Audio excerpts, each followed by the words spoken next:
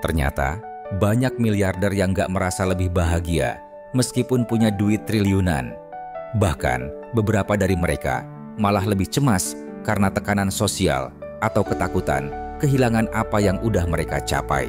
Loh, kok bisa gitu? Padahal, kita sering mikir kalau punya duit banyak, otomatis bikin hidup lebih tenang. Nah, di video ini, kita bakal bahas kenapa miliarder sukses itu nggak cuma pintar ngumpulin duit, tapi juga pintar ngelola pikiran mereka soal uang. Penasaran? Yuk, simak sampai habis. 1. Kebahagiaan versus kekayaan.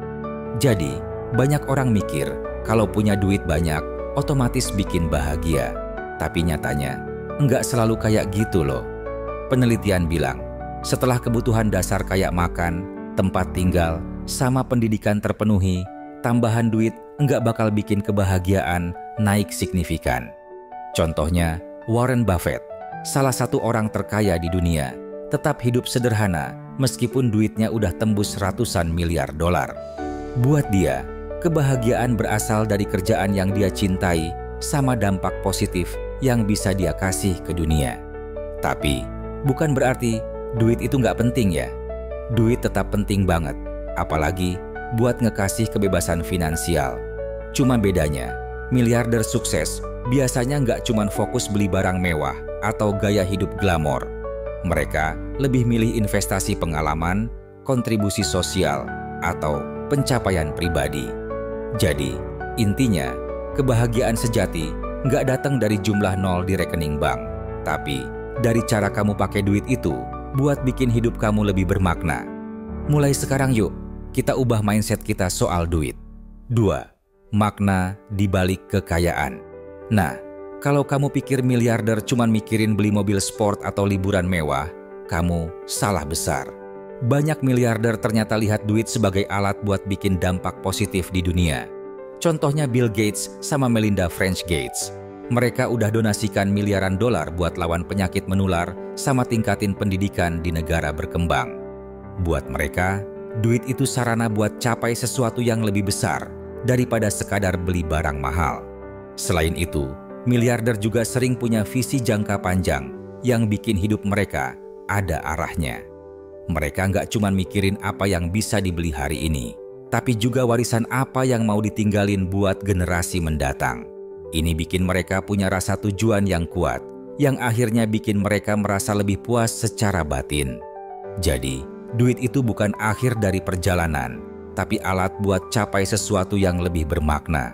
Siapa tahu, langkah kecilmu hari ini adalah awal dari perjalanan menuju kesuksesan finansial, kan?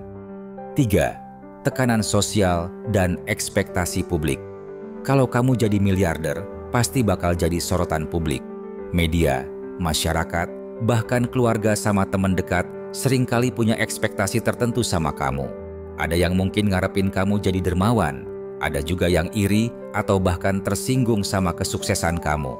Tekanan ini bisa bikin stres banget, apalagi kalau kamu nggak siap ngadepinnya. Contohnya, Elon Musk sering jadi bulan-bulanan di media sosial gara-gara keputusan bisnisnya yang kadang kontroversial. Tapi, banyak miliarder berhasil atasi tekanan ini dengan menjaga privasi mereka atau fokus pada nilai-nilai pribadi ketimbang opini publik. Mereka sadar kalau nggak semua orang bakal setuju sama keputusan mereka, dan itu bagian dari hidup.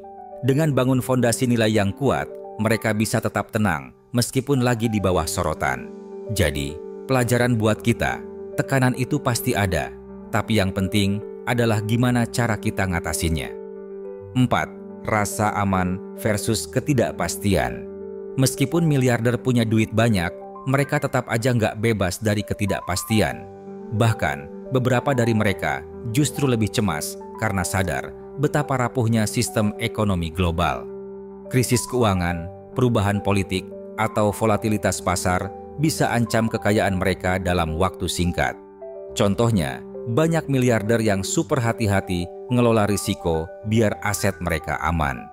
Tapi, di sisi lain, duit juga bikin mereka merasa lebih aman karena punya akses ke sumber daya yang luas.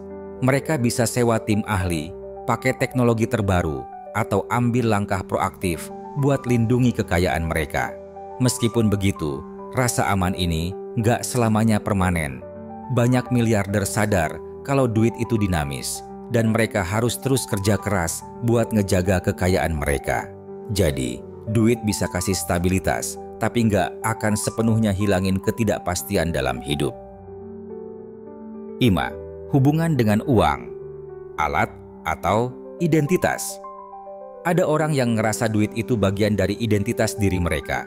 Semakin banyak duit, semakin tinggi status mereka. Tapi, miliarder sukses biasanya punya pandangan yang beda. Buat mereka, duit lebih sering dilihat sebagai alat buat capai tujuan, bukan definisi siapa mereka. Misalnya, Jeff Bezos nggak cuma dikenal sebagai pendiri Amazon, tapi juga sebagai orang yang terus inovasi dan bikin solusi buat masalah global. Duit itu sarana buat dukung visinya, bukan akhir dari perjalanan. Tapi, nggak semua miliarder berhasil pisahin diri dari kekayaan mereka. Ada yang ngerasa status mereka sebagai miliarder itu bagian integral dari identitas mereka. Ini bisa bikin tekanan emosional kalau kekayaan mereka terancam atau gagal penuhin ekspektasi diri sendiri. Jadi, pelajaran buat kita, duit itu cuma alat, dan nilai sejati kita sebagai individu nggak bergantung sama jumlah nol di rekening bank. 6. Manajemen stres finansial. Meskipun miliarder punya duit yang luar biasa banyak, mereka juga ngadepin stres finansial. Cuma bentuknya beda dari yang dialamin orang biasa. Stres ini sering berkaitan sama tanggung jawab besar buat ngelola aset skala besar, jaga pertumbuhan investasi, atau pastiin keberlanjutan bisnis mereka di tengah ketidakpastian pasar. Misalnya, miliarder yang punya perusahaan publik harus terus pantau kinerja saham, tren industri, dan persaingan global. Tekanan ini bisa bikin kepala pusing 7 keliling, apalagi kalau ada risiko kerugian yang gede. Tapi, salah satu alasan kenapa miliarder sukses adalah karena mereka punya strategi buat ngelola stres ini. Banyak dari mereka kerja bareng tim ahli kayak financial advisor, akuntan, dan pengacara buat bantu bikin keputusan yang tepat.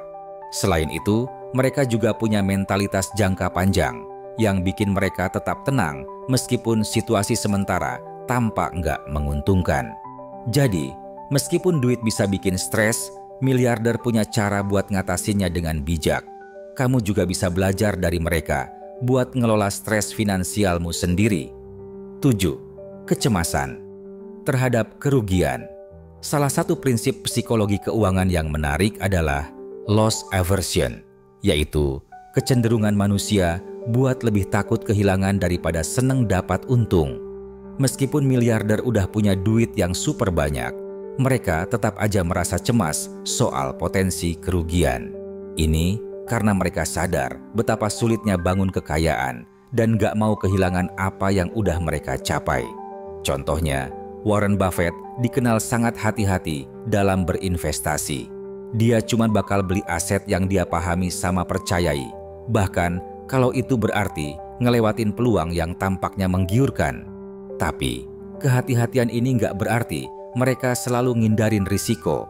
Sebaliknya, mereka punya kemampuan buat evaluasi risiko secara rasional dan bikin keputusan berdasarkan data sama analisis mendalam.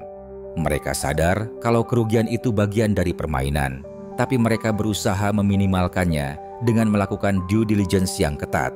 Dengan pendekatan ini, mereka bisa lindungi kekayaan mereka tanpa jadi terlalu takut buat bertindak.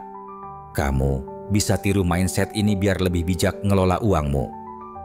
8. Pengaruh uang pada hubungan pribadi. Duit bisa punya dampak besar pada hubungan pribadi, baik positif maupun negatif.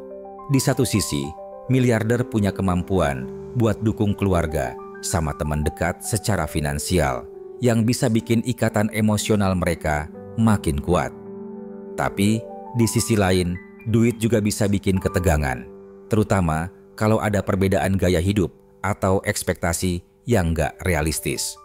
Misalnya, beberapa anggota keluarga mungkin merasa iri atau bergantung pada miliarder tersebut yang bisa bikin konflik. Buat ngatasi masalah ini, banyak miliarder milih buat jaga batasan yang jelas antara kehidupan pribadi sama duit mereka.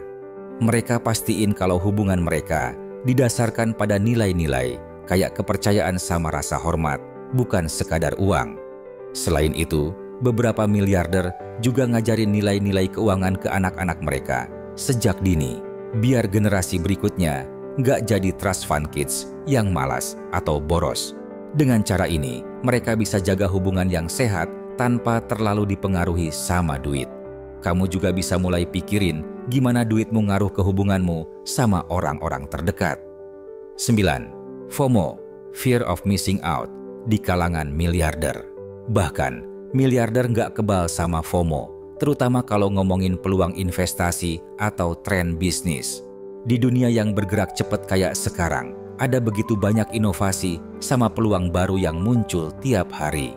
Gak jarang miliarder merasa tertekan buat ikut tren terbaru, kayak teknologi blockchain, artificial intelligence, atau startup unicorn. Tapi, mereka yang sukses biasanya punya kemampuan buat evaluasi peluang ini secara rasional, tanpa terbawa emosi. Salah satu cara miliarder ngatasi FOMO adalah dengan fokus di bidang yang mereka kuasai. Misalnya, Mark Zuckerberg bikin Facebook karena dia punya pemahaman mendalam tentang teknologi media sosial, bukan cuma karena dia pengen ikutin tren. Dengan paham kekuatan sama kelemahan mereka sendiri, miliarder bisa bikin keputusan yang lebih cerdas dan hindari godaan buat nyemplung ke area yang mereka nggak pahami. Jadi, meskipun FOMO itu tantangan nyata, miliarder punya cara buat ngatasinya dengan bijak. Mulai sekarang yuk, kita latih diri buat nggak terlalu gampang terpengaruh sama tren yang nggak sesuai sama passion kita. 10. Keseimbangan antara materialisme dan spiritualisme.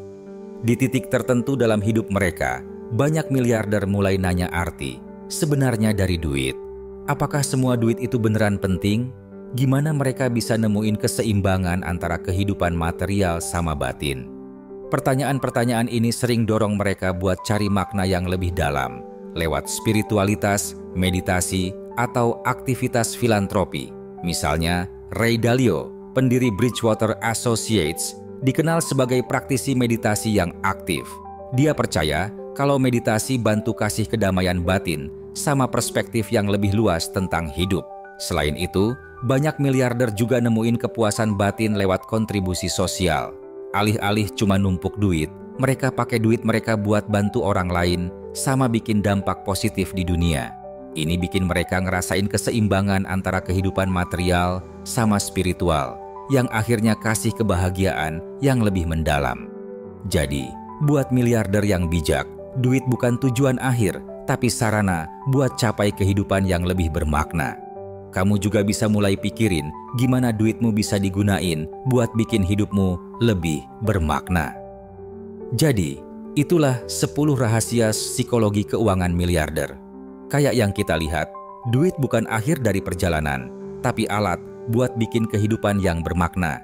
Apakah kamu ngerasa terinspirasi sama cara mereka ngelihat duit? Atau mungkin kamu punya pandangan yang beda? Jangan lupa buat like, subscribe, sama tinggalin komentar di bawah. Kita pengen tahu pendapat kamu. Sampai jumpa di video berikutnya. Dan ingat, duit cuman alat. Yang penting adalah gimana kamu pakai duit itu buat bikin kehidupan yang kamu impikan. Makasih udah nonton.